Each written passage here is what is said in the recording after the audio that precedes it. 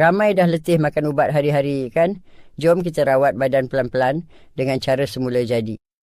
1. Mulakan hari dengan air suam. Bangun pagi, minum segelas air suam yang dicampur 1/4 sudu kecil, garam Himalaya atau sedikit cuka buah. Jangan terus minum kopi, jangan terus sarapan. Amalan ni bantu cuci dalaman, segarkan badan dan lancarkan darah. 2. Amalkan 1 sudu minyak zaitun extra virgin berkualiti tinggi. Pilih yang memenangi anugerah antarabangsa, tanda ia benar-benar asli dan bermutu. Zaitun ini ubat semula jadi zaman Nabi SAW, bantu jantung, perut dan sendi. 3. Makan ikut sunnah Rasulullah SAW. Makan bila lapar, berhenti sebelum kenyang. Perut ringan, badan pun ringan. Banyak penyakit datang sebab makan berlebihan. Boleh juga minum setengah gelas air suam, dicampur sedikit cuka buah untuk bantu penghadaman, ikut kesesuaian badan masing-masing. 4. Jangan malas bergerak.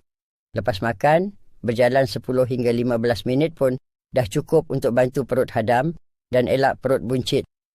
5. Tidur awal, bangun awal. Tubuh kita ada masa rehat semula jadi. Tidurlah sebelum 11 malam, bangun sekitar 4.30 hingga 5.30 pagi. Waktu ini badan keluarkan hormon oreksin, buat kita sihat, cergas dan ceria. Kalau nak tidur lebih, tidurlah lebih awal, bukan bangun lewat. 6. Jauhi gula putih dan makanan proses. Gula putih tu racun halus, buat ketagih macam dadah. Ganti dengan madu asli, molasses atau stevia. 7. Banyakkan zikir.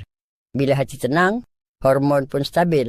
Maksum perasan, orang yang lidahnya basah dengan zikir jarang sakit lama. 8. Pilih makanan dari bumi, sayur, buah, bijirin. Makanlah apa yang Allah tumbuhkan. Itulah ubat sebenar kita.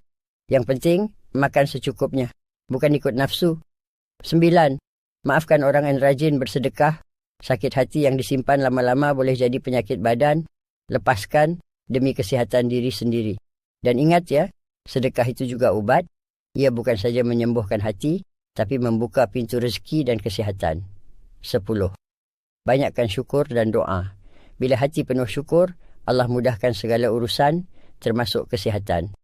Peringatan penting dari Maksom, kalau anda nak berhenti dari sebarang ubat, bincang dulu dengan doktor anda. Biarlah kita sihat dengan ilmu dan bimbingan yang betul, bukan ikut rasa semata-mata. Nak Maksom, ubat tu bukan musuh, tapi jangan bergantung padanya semata-mata dan bukan selama-lamanya. Mulakan perubahan kecil hari ini. Yang paling penting, istiqamah dalam pemakanan dan zikir. InsyaAllah, tubuh kita akan balas dengan kasih sayang juga. Maksom tahu